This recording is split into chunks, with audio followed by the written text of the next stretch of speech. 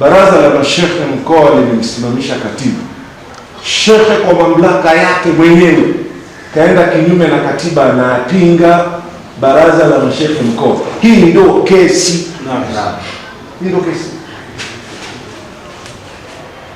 Ndio kesi. Kesi iliyopo hapa, baraza la mashehe limeshamsimamisha katibu. Hakuna mjadala. Na wala msiyumbe. Kesi ya leo hapa ni ya shehe. Kwa nini shehe anavunja katiba kukataa baraza lake la mashehe mkoa? Ndio hilo.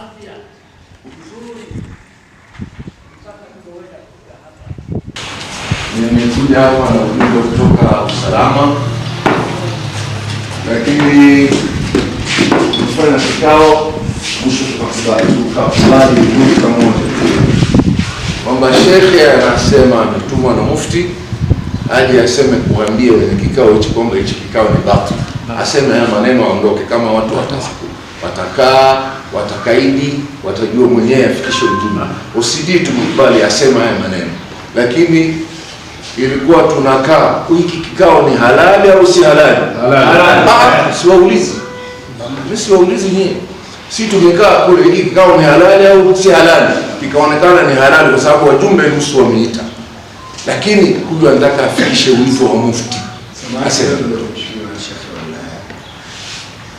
haya unayosema wewe ni paswa ni kweli ni sio shaka blaza nimwambia yeye kule ndio kukaribisha shekhe. Wewe utakata kusikia mimi nimesema labda mimi niseme ndio kwa nasema haya ili nikukaribishe wewe. Ngoja kidogo. Ngoja kidogo. Hebu subiri.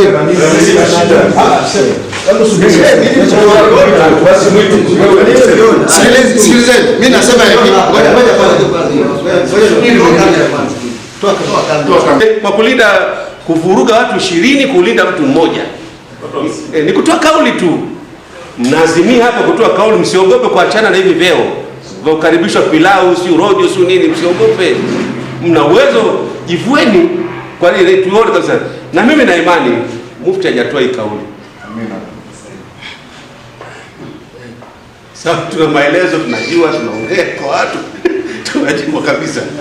Sababu ndio maana najiuliza hata hao walikuwa wanauliza habari wangetolewa mtiririko wa zile simu tungeziona zimekuja, zimetoka, zimeingia.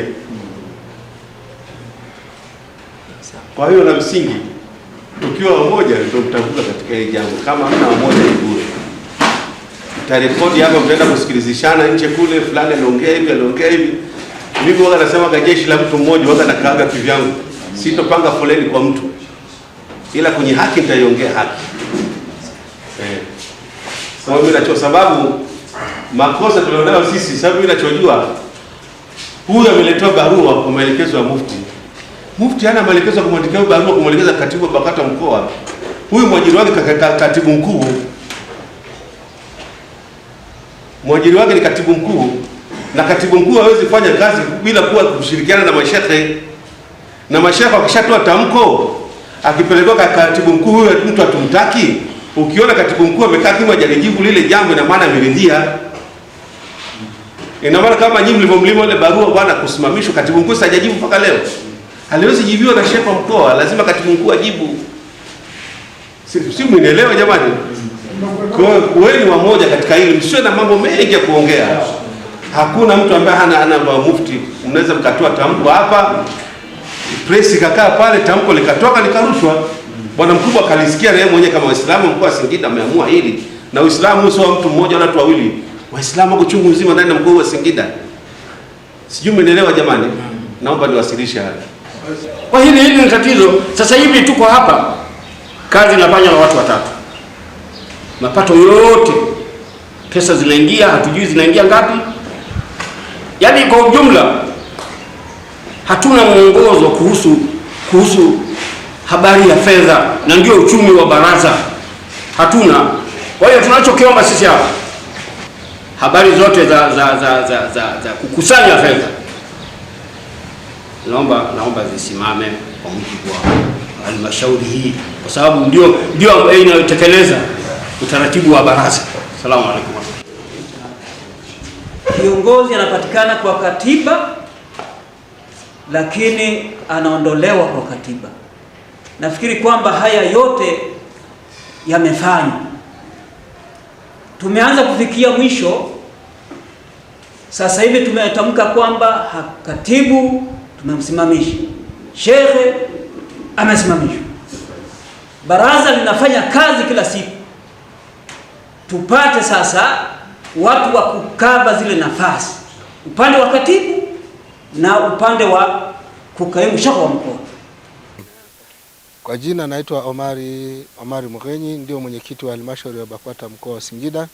Tumetoka kwenye kikao ambacho kilikuwa ni mkutano mkuu, na mkutano mkuu wa leo ulikuwa ni mkutano mkuu halali, na mkutano mkuu huu umetoa maamuzi ambayo ni maamuzi halali kabisa ya kiBAKWATA. Mkutano mkuu umebariki kwa ajili ya kusimamishwa kwa katibu wetu wa mkoa. Kukawa na mambo mbalimbali ambayo yalitokea kwenye mkutano huu mkuu. Ikaonekana na shekhi wetu wa mkoa kuna baadhi ya mambo ambayo anayakwamisha katika mkoa wetu. Amekuwa akiwa hana mahusiano mazuri na viongozi wa dini katika maeneo, katika wilaya zetu na katika waumini mustakabali kwa ujumla. Kwa hiyo mkutano mkuu una mamlaka kikatiba kwa ajili ya kupitia pia kupitia kwa ajili ya uteuzi wa shekhi wa mkoa. Kwa hiyo mkutano mkuu umeona kwamba shekhe wa mkoa kwa kulingana na hali aliyokuwa nayo na sintofahamu alizokuwa nazo katika mkoa wetu, kwa hiyo wameamua kwa pamoja mkutano mkuu kwa ajili ya kupeleka mamlaka ya juu na kumsimamisha shekhe wetu wa mkoa na katibu wetu wa mkoa.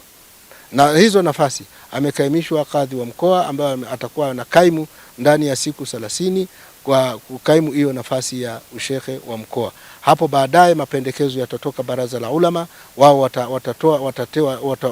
watatoa teuzi za nafasi ya shekhe wa mkoa, na katibu wa mkoa pia katibu wetu mkuu ambaye atatoa uteuzi wa katibu wa mkoa. Sisi kama baraza la mashekhe tumeshajiridhisha kabisa kwamba tuna imani na shekhe na sababu nyingi. Moja ni kwamba tangu uchaguzi umefanyika hatujakaa kikao hata kimoja.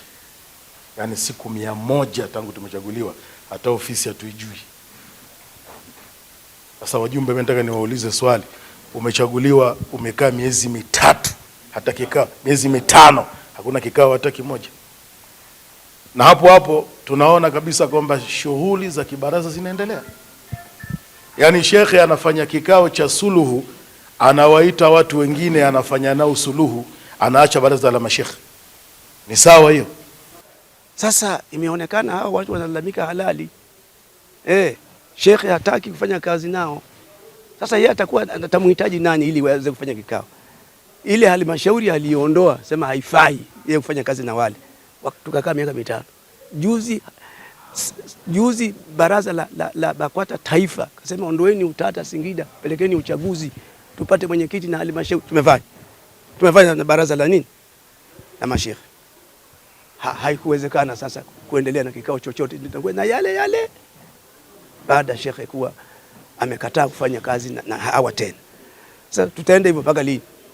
Sasa baada baraza la mashekhe kuona hivyo, wakaja kutuambia tumeona tufanye jambo hili ambalo tunafanya leo la kutafuta njia ya kupata islahi. Namna gani mkoa wetu unakwenda wa Singida? Tuko hapa leo kwa ajili ya kunusuru jambo hili ambalo limekaa kwa muda mrefu. Halmashauri haiendi, mihutasari haiendi, hatuwasiliani na taifa. Sasa sisi tunakuwa wapi? Wewe angalia jambo la kusikitisha, tunafanyiwa uchaguzi peke yetu katika nchi nzima.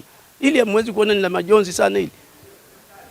Sasa wenzetu ambao wameona kule, wenye uelewa, sema wasaidieni kwa kupa uchaguzi kabla ya uchaguzi. Tumepata. Leo tunarudi nyuma tena ya kazi. Yani ndugu zangu, haya waandishi wa habari myakubali, ili tuondoe mzozo huu ambao unazidi kuwa mbaya Singida. Hayo ndio maoni yangu. Na hayo ndio mawazo yangu kama mzee. Sababu mimi niko hapa mzee, sijashirikishwa kuitwa kuambiwa jambo fulani haliendi, lakini tunaona mambo hayaendi tu. Ukiwauliza ngoja. Mimi ni mwenyekiti wa BAKWATA wilaya. Nimekwisha fanya tangu uchaguzi ufanyike, nimeshafanya vikao humu vya baraza la mashekhe na halmashauri. Na tumekwisha wagawia kamati ndogo. Na kamati ndogo zinajua kazi gani zifanye ambayo tumeshapeana. Naomba niishie hapa bwana, msinihoji sana bwana. Shughuli za taasisi si ya mtu mmoja. Shughuli ya taasisi unakuwa pamoja na wenzako, mnaamua, mnashirikisha watu, wanaamua, mnaanza kuitekeleza. Mimi nadhani mkwamo huu wa shaka kama atakuwa kweli watakubalia, watamuondoa, tuletee mtu mwingine, mimi nadhani mkoa wetu utabadilika. Na tumechoka, mkoa wetu una matatizo tangu miaka 10 iliyopita. Na baada ya kuingia shekhe alifuguza halmashauri iliyokuwepo mpaka juzi tukaanza kufuta. Hata uchaguzi huu tuliofanya umefanywa kwa ajili kwa uchaguzi, tulifanywa uchaguzi mkoa mmoja tu, mkoa wa Singida. Kwa uchaguzi maalum ulikuwa umeitwa hivi ili uweze tupate viongozi waendelee kufanya kazi. Kwa hiyo mkoa wetu ulikaa miaka mingi bila kuwa na halmashauri. Na halmashauri yeye shaka yeye wa mkoa alifuguza. Mimi nadhani kwa mabadiliko haya tukipata katibu, na bahati mbaya sana hata katibu aliyokuja ambao yeye ni mtumishi wa BAKWATA amekuja kabebwa na shekhe, akawa anafanya kazi kwa idhini la shekhe, afanye kazi kama katibu, na ndio maana ameshindwa kufanya kazi na halmashauri yake. Leo yuko pamoja na shekhe. Huyo ndio matatizo. Sisi tunaomba hata katibu tuletewe katibu ambao ni mzuri, tutaendelea kufanya kazi. Kama anafanya kazi ya mtu, basi ile itakuwa nyumbani kwake, si kazi ya taasisi yetu ya BAKWATA.